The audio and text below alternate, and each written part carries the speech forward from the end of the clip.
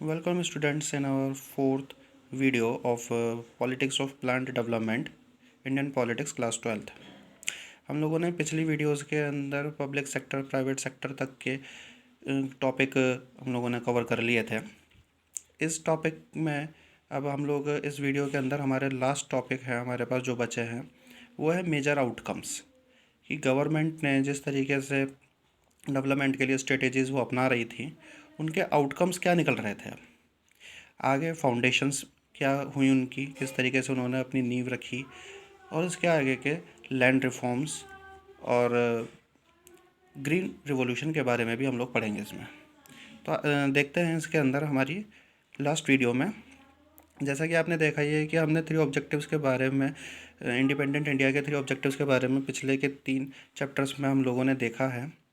तो हमारा third objective जो है वो काफ़ी डिफ़िकल्ट प्रूव हुआ है, क्योंकि डेवलपमेंट के अंदर हमारे सामने बहुत सारे हर्डल्स आए थे, जिसमें से एक था लैंड रिफॉर्म, जिसको बहुत अच्छे से इफ़ेक्टिवली यूज़ नहीं कर पाए थे कंट्री के अंदर। Political power remained in the hands of the land owning classes. जो जमींदारी प्रथा थी उसी के अंदर हमारी सरकारी ताकतें रह गई, हमारे बड़े बड़े इंडस्ट्रियलिस्ट थे जिनको बेनिफिट जा रहा था, और पुअर्टी क्या थी कि वो ज़्यादा रिड्यूस नहीं कर पाए थे, क्योंकि कहीं ना कहीं हमने पीछे पड़ा है कि कुछ ना कुछ खामियां, कुछ कमियां हमारे सिस्टम में रह गई थी, कि किस तरीके से उन्होंने प्राइवेट सेक्टर्स को ज़्यादा फ़ायदा पहुंचाया है, पब्लिक सेक्टर्स के अंदर किस तरीके से करप्शन वगैरह निकल के आया है। और जो इनिशिएटिव्स हमारे स्टार्टिंग इनिशिएटिव्स है प्लांट डेवलपमेंट के, वो ज़्यादा इतने इकोनॉमिक गोल्स हमें दे नहीं पाए थे, और जो इनेबिलिटी थी सिग्निफिकेंट स्टेप्स की, वो इस डायरेक्शन में थे ही नहीं कि वो अच्छे से अचीव कर सके। खैर आगे देखते हैं हम लोग फाउंडेशंस। जिस तरीके से ये कहते हैं, an assessment of the outcomes of this early phase of plan development must begin with acknowledging the fact that in this period the foundations of India's future economic growth were lead.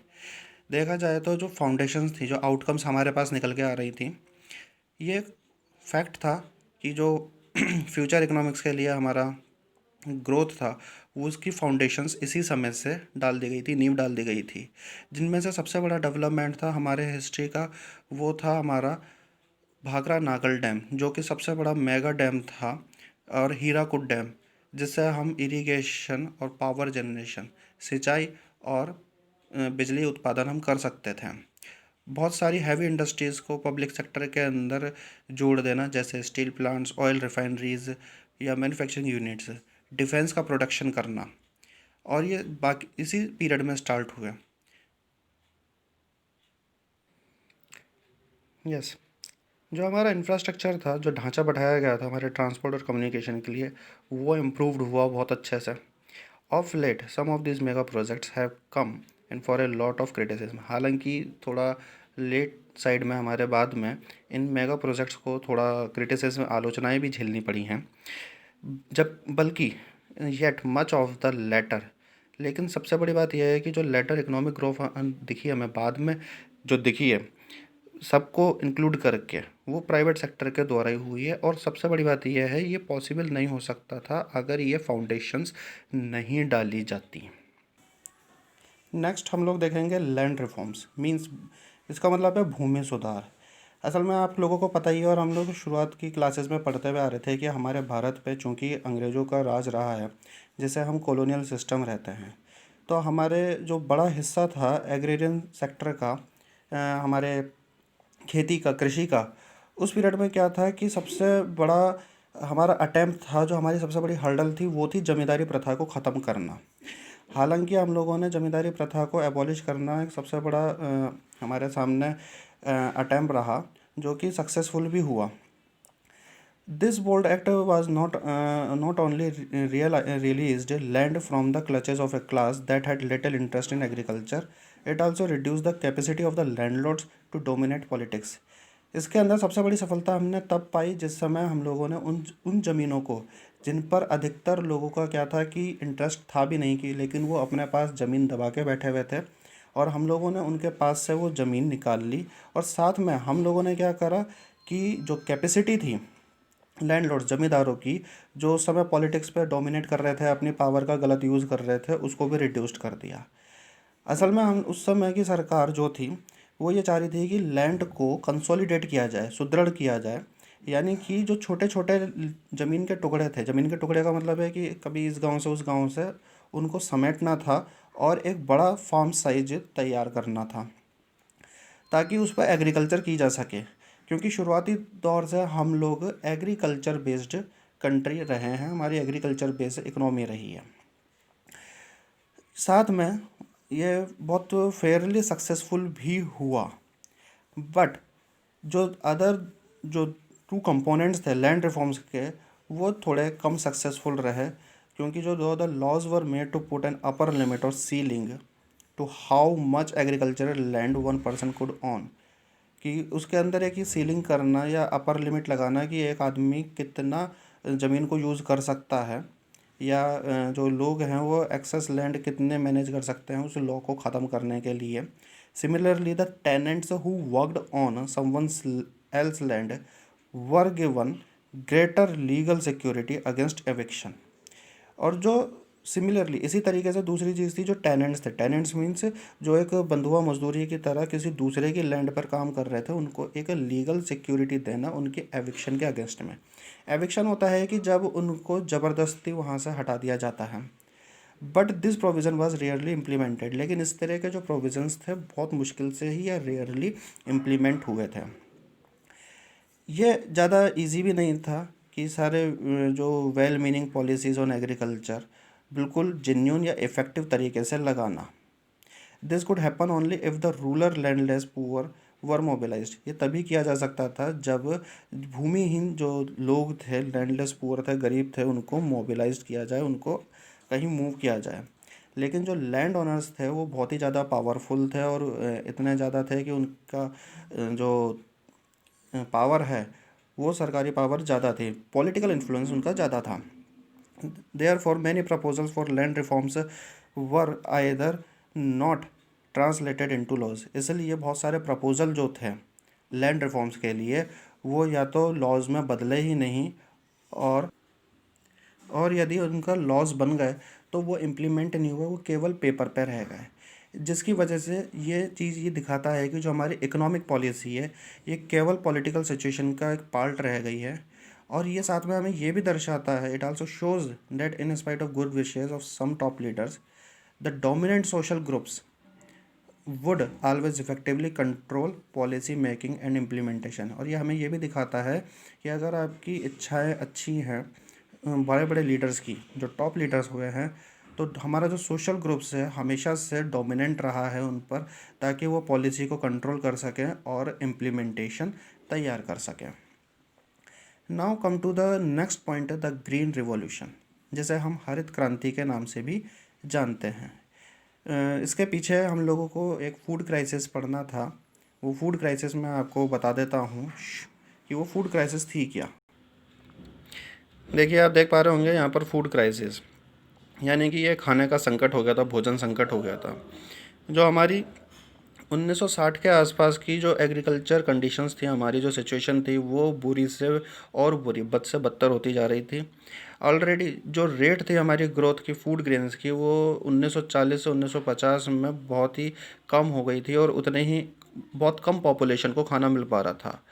1965 और 67 यानी कि 65 और 67 के बीच में बहुत ही ज़्यादा droughts means सूखा पड़ा हम लोगों हमारे भारत के अंदर कई जगहों पर।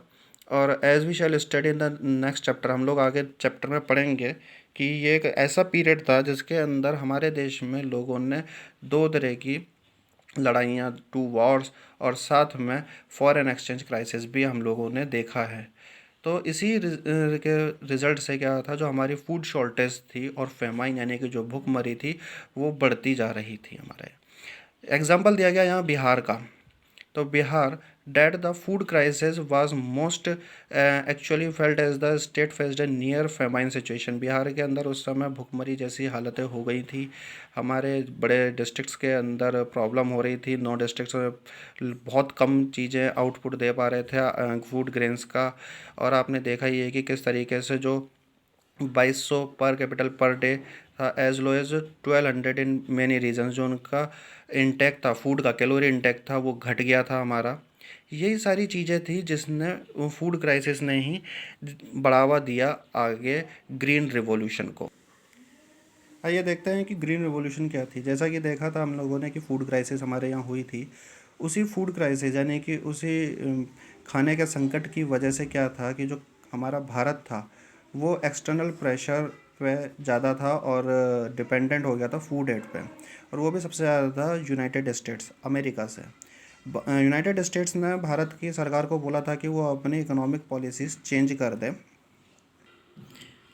दे, लेकिन भारत ने चेंज नहीं करी। उसने अपनी एक न्यू स्ट्रेटेजी अडॉप्ट कर ली, और वो थी एग्रीकल्चर के अंदर उनको जो फार्मर्स थे या दूसरे जो लोग ज़मीन के भूमिहीन थे, तो गवर्नमेंट ने ये सोचा कि इनको कुछ देने से अच्छा है हम अपने रिसोर्सेज वहाँ लगाएं जहाँ पहले से ही सिंचाई की व्यवस्था पूरी तरीके से उपलब्ध है, जो वेल ऑफ हैं सारे।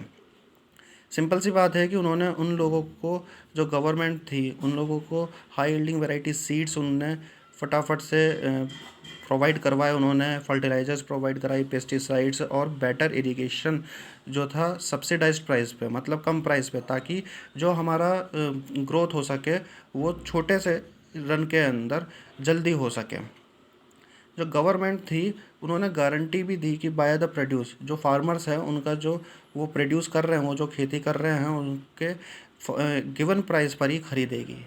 और यही था कि this was the beginning of what was called the green revolution. इसी को ही हरित क्रांति कहा जाता था। लेकिन यहाँ पर भी एक प्रॉब्लम ये हुई कि जो रिच पीजेंट्स थे, यानी कि बड़े बड़े फार्मर्स थे, बड़े किसान थे, और जो बड़े लैंड होल्डर्स थे, सबसे ज़्यादा बेनिफिशियरी उनको हुई इसी प्रोसेस के अंदर। The green revolution delivered only a moderate agricultural growth.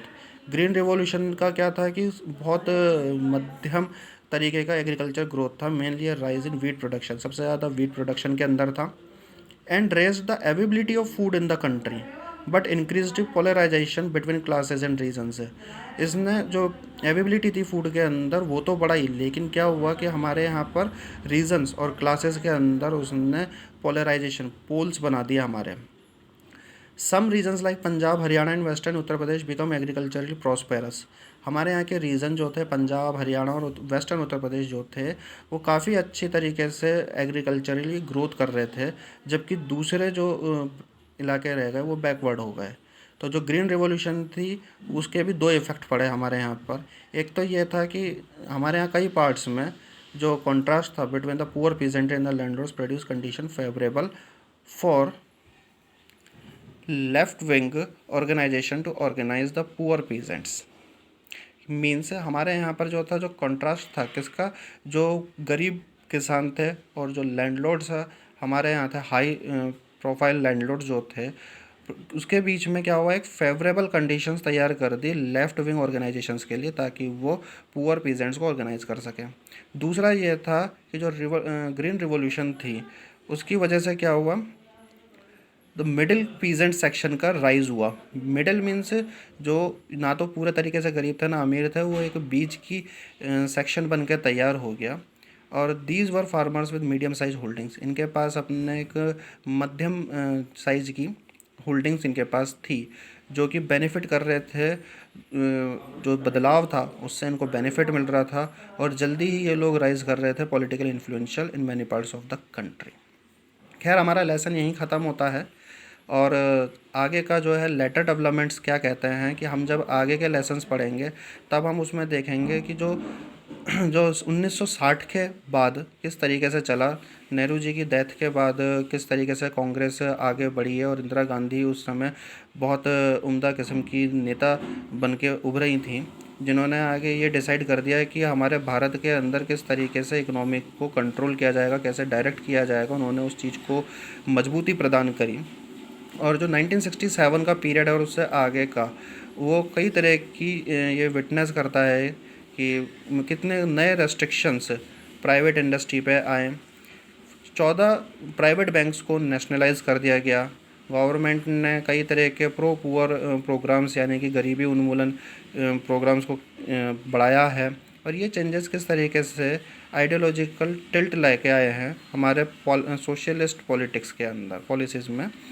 और इसी को this emphasise generated heated debate, और इन्हीं की वजह से क्या है, काफ़ी सारी गर्मा गर्म डिबेट होती है with in the country among political parties and also among experts, कि पॉलिटिकल पार्टीज़ के बीच में भी और हमारे एक्सपर्ट्स के बीच में भी। जैसा कि आप कई बार हमारे न्यूज़ वगैरह चैनल में देख लेते हैं, जो कंसेंसस था हमारा, मीन्स जो हमारी सहमति थी, वो स्टेट लेड इकोनॉमिक डेवलपमेंट, वो ज़्यादा टाइम तक चली नहीं। और जो हमारी प्लानिंग थी, जो हमारा नियोजन था, वो आगे कंटिन्यू रहा, बट वो अपना एक असल मुद्दा खो चुका था। 1950 से 1980, यानी कि ये 30 साल 30 इयर्स का जो समय था, इंडियन इकोनॉमी बहुत ही ज़्यादा स्लो, जैसे हम कह सकते हैं स्लगिश, बहुत ही कम रेट पर वो बढ़ रहा था, मतलब 3 से 3.5% पर।